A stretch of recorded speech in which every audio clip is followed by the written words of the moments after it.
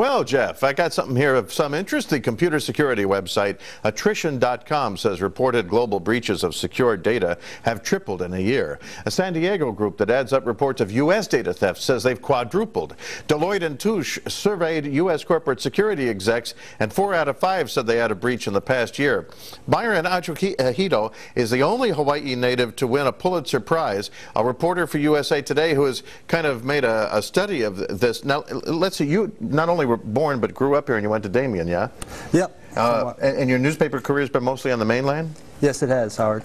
Actually, you got the Pulitzer in Seattle, yeah? Yeah, I was working for the Seattle Times at the time. Okay, but now that you're at USA Today, you've been kind of, I know what it's like. You sometimes just get deeper and deeper into a story because it's so interesting. Personal security theft, we've known about it for years, but it's really getting bad, it sounds like. Right, yeah. I pretty much started covering Microsoft and computer viruses, and pretty soon got curious about why this cybercrime element was starting to form. So the last 3 or 4 years I've been tracking that and been able to find out that cybercrime has evolved into this $100 billion plus really sophisticated organized market.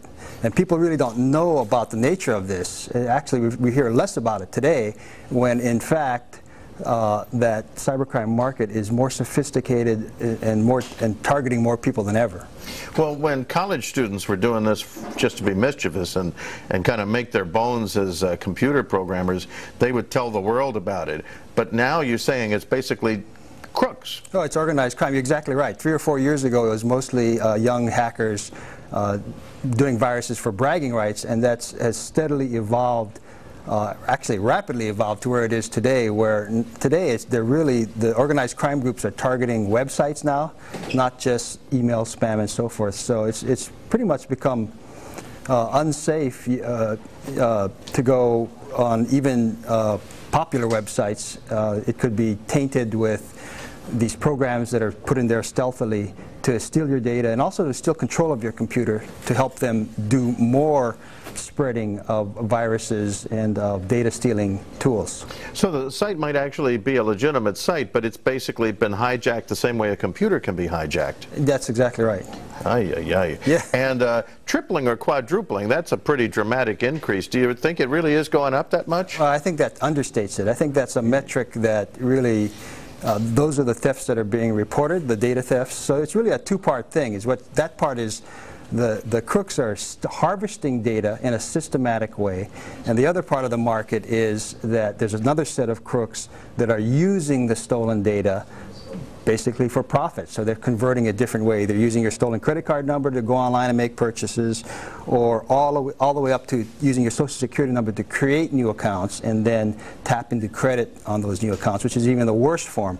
So I think the curve is rising, and we haven't seen the worst of it yet. And that's not just me. I mean, there's a whole security industry that's out there that's trying to help businesses do this, but consumers are generally unaware of that. So that's basically why I'm doing this topic, is to bring the awareness forward on how bad this problem is. You have a book on this that's coming out in April, and since we've whet the interest in it, what's the title going to be? The book is called Zero-Day Threat.